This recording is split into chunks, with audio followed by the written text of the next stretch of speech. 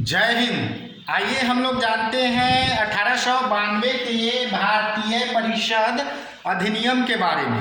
भारत में समय समय पर ब्रिटिश संसद द्वारा भारत में अपनी नीतियों और साम्राज्य के विस्तार के लिए कई प्रकार के अधिनियमों को पारित किया गया था। इसी में एक छोटा सा अधिनियम था 1892 का अधिनियम। तो इसी के संदर्भ में हम लोग इसके प्रावधानों के बारे में जानकारी प्राप्त करेंगे। भारत में जब ब्रिटिश सरकार राष्ट्रवादी आंदोलनों को एक प्रकार से अलग मोड़ देना चाह रही थी, तो इसी के संदर्भ में इस 1892 का भारतीय परिषद अधिनियम को लाया गया था।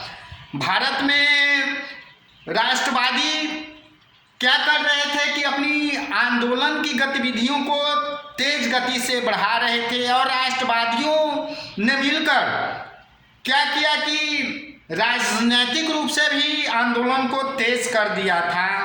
तो इसी संदर्भ में जब 1885 ईस्वी में कांग्रेस की स्थापना की गई, तो उसके बाद से ही राजनीतिक सुधार तथा विधान परिषदों में भारतीयों के प्रतिनिधित्व को ज़्यादा शामिल किया जाए, इसी मांग को लेकर तथा 1889 से 1891 ईस्वी के बीच में 1889 से 1891 ईस्वी के बीच में कांग्रेस के जो भी अधिवेशन हुए और जो भी प्रस्तावों को लाया गया, उनकी जो भी मांगे थी वे उसे ब्रिटिश सरकार के समक्ष रखते थे, और इसी के संदर्भ में इस अधिनियम को लाया गया था। जब 1890 ईस्वी में इंग्लैंड में रूढ़िवादी दल की सरकार थी, तो लॉर्ड क्रॉस ने ब्रिटिश संसद में इसे पारित करवाने में अपनी महत्वपूर्ण भूमिका को निभाया था। यानी कि लॉर्ड क्रॉस ने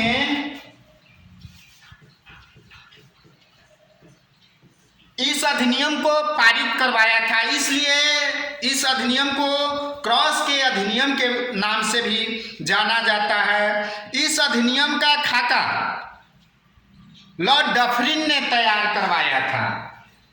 डफरिन ने इस अधिनियम का खाका तैयार करवाया था, और उस समय भारत के वायसराय लैंसडाउन था। लैंसडाउन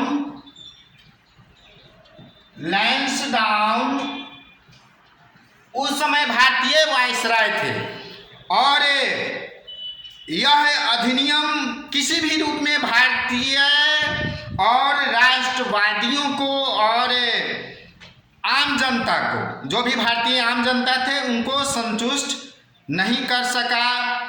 इस अधिनियम को क्यों पारित करवाया गया या क्या मांगे उस समय जो है से भारतीयों द्वारा की जा रही थी, तो भारतीय लोग चाह रहे थे कि विधान परिषदों में भारतीयों की सदस्यता को ज़्यादा से ज़्यादा बढ़ाया जाए, यानी सदस्य संख्या भारतीयों का बढ़ाया जाए, और साथ ही साथ राष्ट्रवादी यह भी मांग कर रहे थे कि सिविल सेवा की परीक्षा इंग्लैंड के साथ साथ भारत में भी हो, भारतीयों की बातों को सुना जाए, और कई प्रकार के सुधारों की वे मांग ब्रिटिश सरकार से कर रहे थे।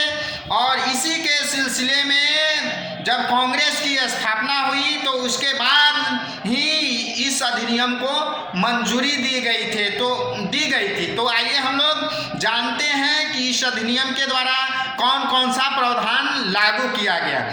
इस अधिनियम के द्वारा कार्यकारिणी परिषद में, इस अधिनियम के द्वारा कार्यकारिणी परिषद में सदस्यों की न्यूनतम संख्या 10 और अधिकतम संख्या 16 कर दी गई।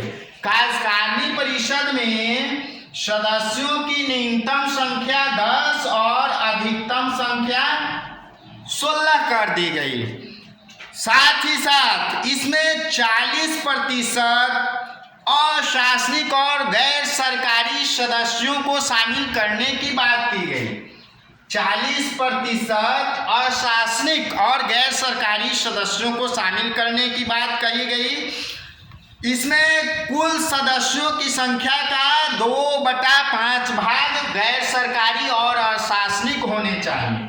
सदस्यों की कुल संख्या का 2/5 भाग अशासनिक होने चाहिए। और इसमें मद्रास, बम्बई और बंगाल प्रेसिडेंसी में सदस्यों की संख्या को 8 से बढ़ाकर 20 की गई। 8 और 20 के बीच में सदस्यों की संख्या 8 और 20 कर दी गई तथा उत्तरी सीमा प्रांत में सदस्यों की संख्या 15 कर दी गई। सदस्यों की संख्या उत्तरी सीमा प्रांत में, उत्तरी पश्चिमी सीमा प्रांत में 15 कर दी गई। और सदस्यों को विधान परिषदों यानी केंद्रीय परिषद और प्रांतीय परिषद में निर्वाचित किया गया। सदस्यों को मनोनीत किया गया, जिसमें गैर सरकारी भी होते थे। फिर इसमें और आगे प्रावधान लाया गया कि इसमें निर्वाचन पद्धति का प्रारंभ माना जाता है। इस अधिनियम के द्वारा भारत में निर्वाचन पद्धति का प्रारंभ माना जाता है, लेकिन निर्वाचन शब्द का प्रयोग नहीं किया गया था। इसमें निर्वाचन शब्द का प्रयोग नहीं किया गया था। साथ ही साथ इसमें इस अधिनियम द्वारा अप्रत्यक्ष निर्वाचन प्रणाली की शुरुआत भारत में की गई थी। अप्रत्यक्ष निर्वाचन पद्धति की शुरुआत इस अधिनियम के द्वारा की गई थी। जिस प्रकार से भारत में राष्ट्रपति का चुनाव अप्रत्यक्ष प्रणाली द्वारा किया जाता है। विधानमंडल के सदस्यों को, साथ ही साथ इस प्रावधान के अनुसार विधानमंडल के सदस्यों को जो जिला बोर्डों तथा जो विश्वविद्यालय और वाणिज्य व्यापार से जो चुने जाते थे, तो उन सदस्यों को क्या किया गया कि बजट पर बहस करने का अधिकार दिया गया। बजट यानी कि वार्षिक वित्तीय विवरण, वार्षिक वित्तीय विवरण पर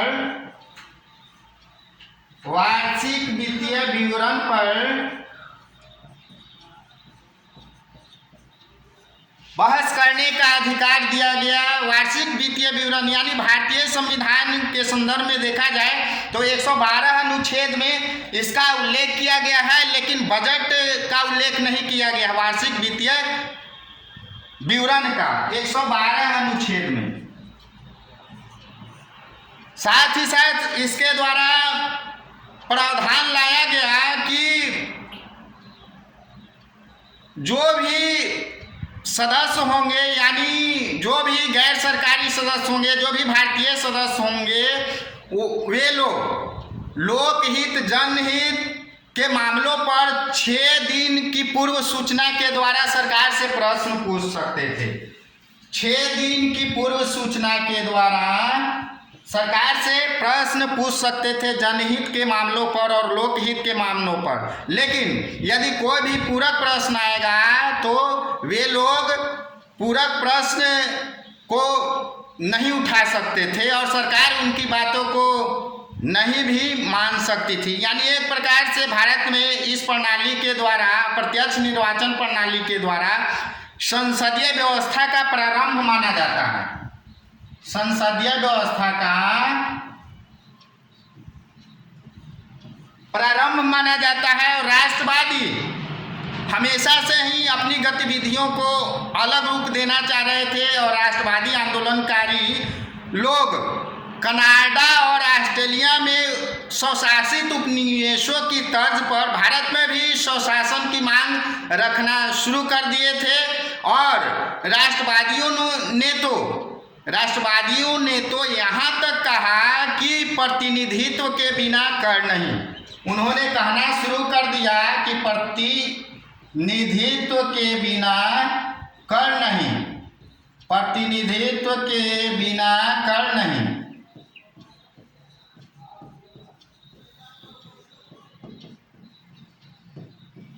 राष्ट्रवादी किसी भी प्रकार से ब्रिटिश सरकार से संतुष्ट नहीं थे और उन लोगों ने स्वशासन की धीरे धीरे मांग करना शुरू कर दिया और ब्रिटिश संसद में उनके मांग को लेकर जो है प्रश्न उठाया जाने लगा और यहाँ तक कि कांग्रेस ने यह भी कहना शुरू कर दिया कि जब तक परिषदों में भारतीयों को ज़्यादा से ज़्यादा शामिल नहीं किया जाएगा, भारत में अंग्रेजी लोग शासन करने में सक्षम नहीं होंगे।